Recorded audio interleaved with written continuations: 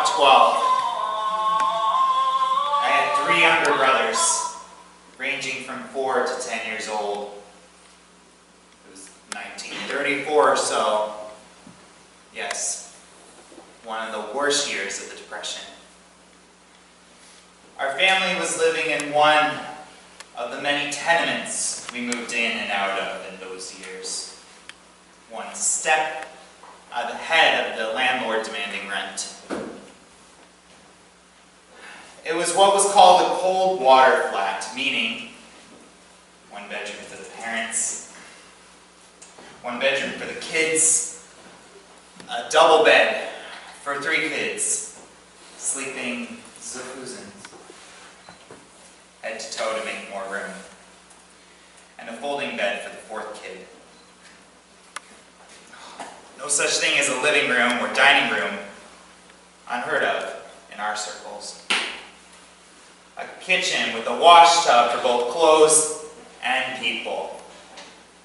A water closet with just a toilet, no sink, no tub or shower, no refrigerator, also unheard of.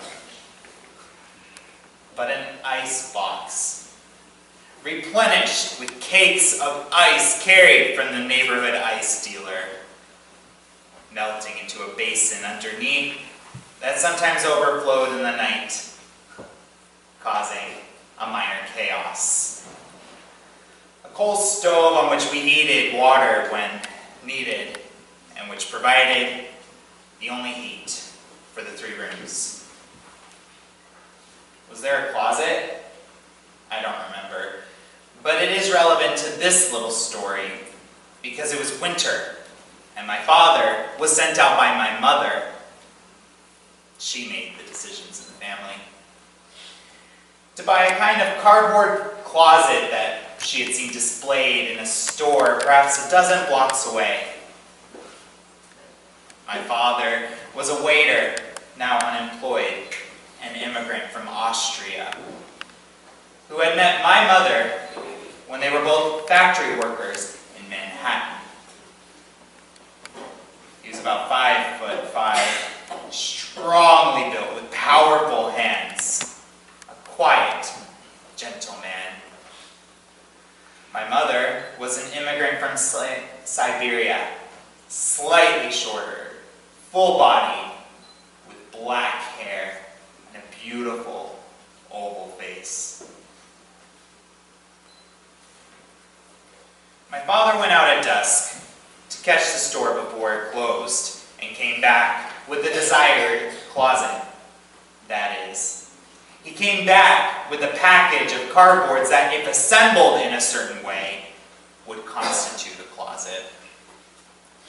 There was a page of instructions unintelligible to either my father or my mother. He set out to assemble the closet and was baffled in every attempt he made, but he kept trying, with my mother standing by making suggestions that didn't work, and his frustration growing by the minute. This must have gone on for an hour, and we boys were standing at the door of our bedroom in our underwear, watching. My father had reached the limits of his ability and his patience, but my mother kept asking him to try just once more. So he did, failing again, terribly frustrated. And when my mother said he should just bring it back to the store where he had bought it, his pent-up frustration turned to anger, and he picked up one of the cardboard pieces and brought it down on her head. It was a terrible thing to behold, even though it was just cardboard and it couldn't injure her. And we 4 boys began shouting, screaming at him, crying. Our mother was weeping. Our father suddenly chastised. He picked up the pieces of the closet and left the house.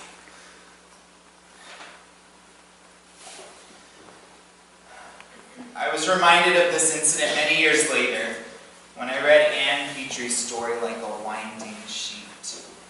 In it, a black man who who loves his wife, though they both work for very little, goes through a days of humiliations at work at the hands of a white supervisor.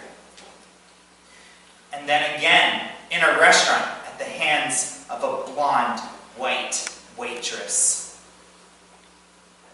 He comes home, and when his wife says for him to come and eat, coaxing him with,